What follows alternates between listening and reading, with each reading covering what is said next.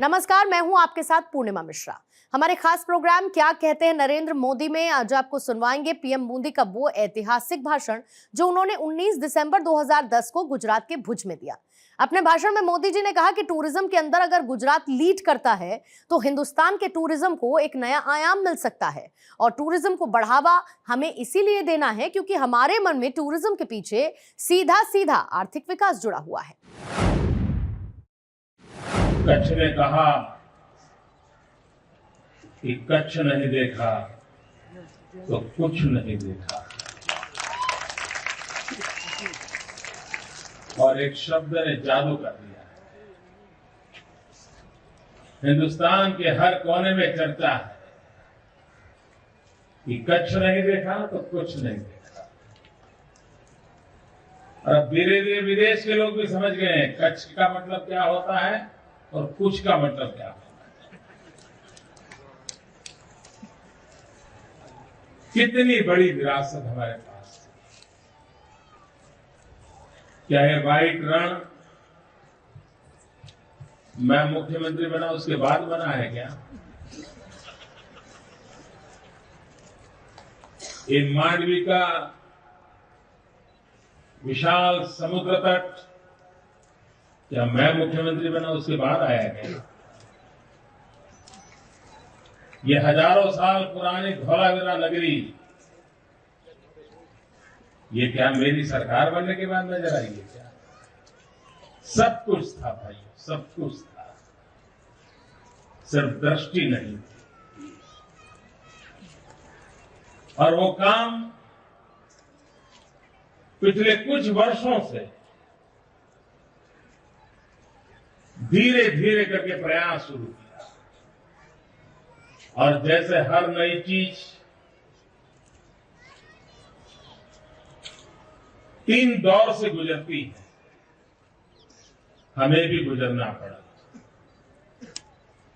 एक दौर होता है हंसी मजाक का। जब मैं कच्छ के टूरिज्म की बात कर रहा था तो लोग हमारी मजाक उड़ाते, हमें न जाने कैसे कैसे शब्दों से नवाजते थे, और एक प्रकार से उनको लगता है क्या पागलपन है, ये क्या पैसे खराब कर रहे हैं, क्या कर रही है ये मोदी जी को पता नहीं, ऐसा ही पसंद है, ऐसा ही कुछ पता नहीं क्या कुछ कहते थे। लेकिन उससे हम डिगे नहीं, हिले नहीं। हमने कहा ठीक है, उपहास होने दो। उसके बाद का दौर शुरू हुआ उपेक्षा का। उपहास काम नहीं आया, उपेक्षा प्रारंभ हुई। ठीक है, किसी कोने में चलता हो, चलने दो, कुछ नहीं है, बेकार है। आलोचना का कालखंड शुरू हुआ, और अब तीसरे दौर से हम पहुंचे हैं जहां पर आवकार का कालखंड शुरू हुआ है, स्वागत का कालखंड शुरू हुआ। चेन्नई में हिंदू अखबार देखो तो उसमें भी चर्चा है, दिल्ली में हिंदुस्तान टाइम्स देखो तो उसमें भी चर्चा है, कलकत्ते में टेलीग्राफ देखो तो उसमें चर्चा है, इलेक्ट्रॉनिक मीडिया में चर्चा है,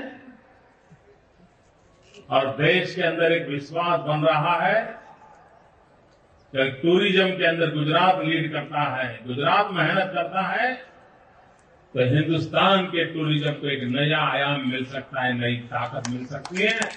और भाइयों बहनों, मैं आज विश्वास से कहता हूं, बहुत स्थान पर टूरिस्ट जाते हैं, टूरिज्म चलता है, लेकिन वो पिछले अनेक वर्षों से चल रहा है। उसके कारण उसमें नयापन बहुत कम आता है, एक रूटीन बन जाता है। अब टूरिस्ट को हर पल नयापन चाहिए। गुजरात के इस क्षेत्र में प्रवेश होने से उस नयापन का माहौल पूरे विश्व में पहुंच रहा है, और टूरिस्ट कम्युनिटी के लिए एक बहुत बड़ी नई आशा पैदा हुई। टूरिज्म को बढ़ावा हमने इसलिए नहीं देना है कि दुनिया के लोग आकर के सिर्फ मेरा गुजरात देख के चले जाए। हमारे मन में टूरिज्म के पीछे सीधा सीधा आर्थिक विकास जुड़ा हुआ है। और दुनिया में सदियों से यह परंपरा चली आई है कि जहां दुर्गम इलाके होते हैं, जहां नेचुरल रिसोर्सेज कम होते हैं, जहां व्यापार और उद्योग की संभावनाएं कम होती हैं, वहां के जीवन को चलाने के लिए दो चीजें काम आती हैं। एक हैंडीक्राफ्ट काम आता है, दूसरा टूरिज्म काम आता है। कच्छ के रेगिस्तान के कारण यहां की भी हालत सदियों तक ऐसे ही रहे। ये जिला ऐसा है जहां पॉपुलेशन का माइनस ग्रोथ रहता था। लोग अपना इलाका छोड़ करके चले जाते, साल में एक आध बार कोई पारिवारिक प्रसंग हो तो आते थे। और जो रहते थे उनके पास या तो हैंडीक्राफ्ट का काम रहता था, टूरिज्म विकसित नहीं हुआ था। आप बद्रीनाथ, केदारनाथ जाइए, वहां के लोगों की रोजी रोटी क्या है? यही यात्रियों के भरोसे सदियों से उनकी जिंदगी चल रही है। दुर्गम इलाकों में टूरिज्म, ये हमारे पूर्वजों ने एक ऐसी व्यवस्था की थी जिसके साथ आर्थिक व्यवस्था जुड़ी हुई। हमारी भी कोशिश यही है कि टूरिज्म के साथ गरीब से गरीब व्यक्ति को रोजी रोटी मिले। और अनुभव कर रहे हैं, मुझे इन दिनों कच्छ के लोग कहते हैं कि साहब हमारी तो जिंदगी बदल गई। पिछली दिवाली में लोग मुझे वर्णन कर रहे थे कि दिवाली में इतने लोग बाहर से हमारे यहां आए, हम कल्पना नहीं कर सकते।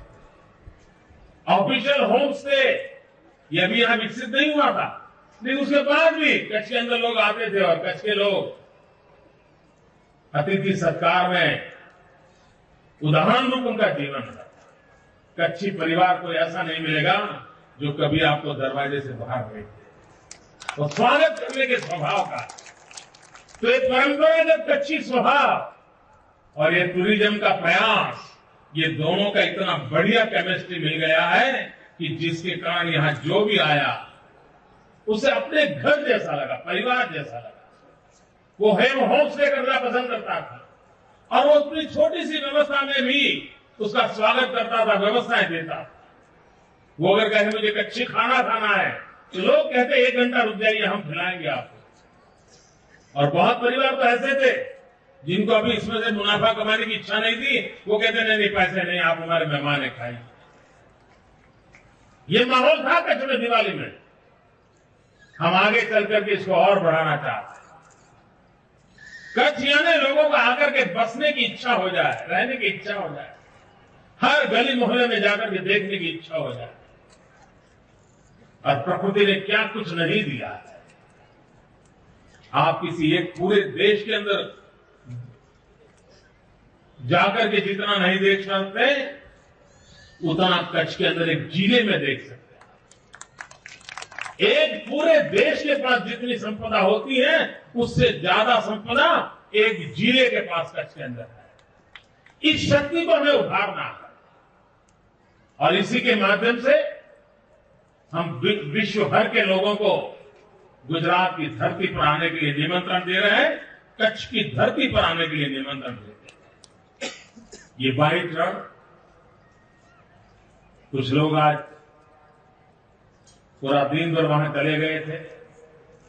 उनका आग्रह था कि हम तो भले ही घंटे का सफर हो, लेकिन हम भूज कार्निवल के लिए शाम को वापस आएंगे, लेकिन हमको अभी रण में जाना। गए लोग जिन्होंने आध्यात्मिकता की अनुभूति करनी है, जो प्रकृति की विशालता के दर्शन करना चाहते हैं, जो हिमालय की ऊंचाइयों तक नहीं पहुंच पाए हैं, जो आध्यात्म की ईश्वर के साक्षात्कार की अनुभूति करना चाहते हैं, मैं उनको निमंत्रण देता हूं, आइए 1 घंटा तक इस सफेद रण के भीतर जाकर के मौन जाकर के बैठ लीजिए, आपको ईश्वर की विशाल शक्ति का अनुभव होगा। यह आध्यात्मिकता की अनुभूति का क्षेत्र है। आप देखिए प्रकृति ने क्या दिया है। और मित्रों, मैं जो बोल रहा हूं, मैं भीतर के अपने एक्सपीरियंस के द्वारा बोल रहा हूं। मैं किसी किताब से पढ़ करके नहीं बोल रहा। मैंने इस विशाल सफेद रण के अंदर प्राकृतिक सौंदर्य के साथ साथ परमात्मा की शक्ति का एहसास किया है। मैं आपको भी प्रार्थना करता हूं कि आप टूरिस्ट के नाते आए हैं, फोटो निकालिए, मौज कीजिए, सब कीजिए, लेकिन हो सके तो सुबह 6 बजे उस सफेद रण के अंदर कहीं अकेले जाकर के कुछ पल बिता देखिए।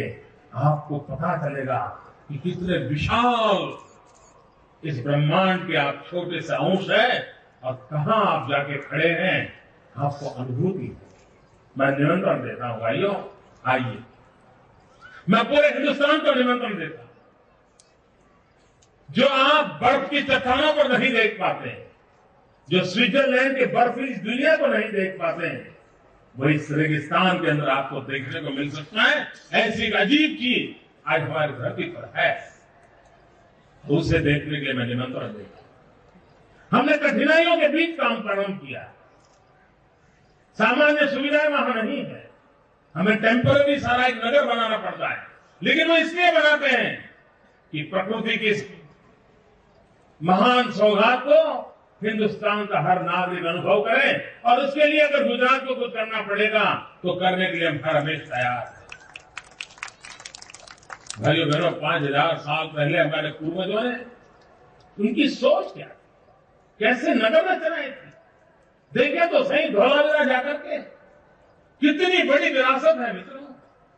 वहां का एक एक पत्थर, एक एक ईंट 5000 साल के हमारे पूर्वजों की गाथा को सुनाता है हमें। हर पत्थर बोलता है। आज हम बड़े बड़े शहरों में जाते हैं तो साइनेज होते हैं कि ये इधर जाने वाला रास्ता इधर है, इस चौराहे से यहां जाते हैं। धौलावीरा में 5000 साल पहले, और शायद ये दुनिया का पहला शहर था जहां साइनेज इस तरफ जाने का रास्ता, उस तरफ जाने का रास्ता है, 5000 साल पहले। और इसका मतलब ये हुआ कि धौलावीरा में दुनिया भर के लोग आते होंगे उस समय, तभी तो साइनेज लिखने पड़े। गांव वालों के लिए थोड़ा लिखना पड़ता है कि सोनी बाजार में जाना है तो यहां से जाओगे, लिखना थोड़ा पड़ता है। भाइयों बहनों, इसका मतलब है कितनी बड़ी विरासत हमारे पास है, हम उसे देखें। मित्रों, विश्व के अंदर हम वो लोग हैं जो द्वितीय विश्व युद्ध में जो जहाजों का उपयोग हुआ था, और जो जहाज टिक पाए थे, वो जहाज मेरे मांडवी की धरती पर बने। सामुद्रिक जहाज बनाने का सामर्थ्य 400 साल पहले यहां से नाव लेकर के लोग दुनिया के देशों में पहुंच सकते थे। ऐसे नाव बनाने की ताकत इस मांडवी की धरती पर। अब आइए देखिए, आज भी उस परंपरागत के आधार पर बड़े बड़े जहाज बनाने की व्यवस्था है। ये अपने आप में बच्चों के लिए शिक्षा का क्षेत्र है, और इसके साथ साथ कच्छ का आधुनिक रूप भी देखने को मिलेगा। कच्छ का हैंडीक्राफ्ट, मैं हैरान हूं मित्रों, कैसे बनाते हैं।